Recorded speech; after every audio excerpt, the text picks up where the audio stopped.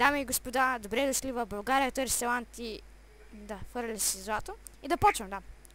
И днешният ни човек е Байдраган! Здравейте, хора! Аз съм Байдраган от село Старепиново. Какво ще ни кажете,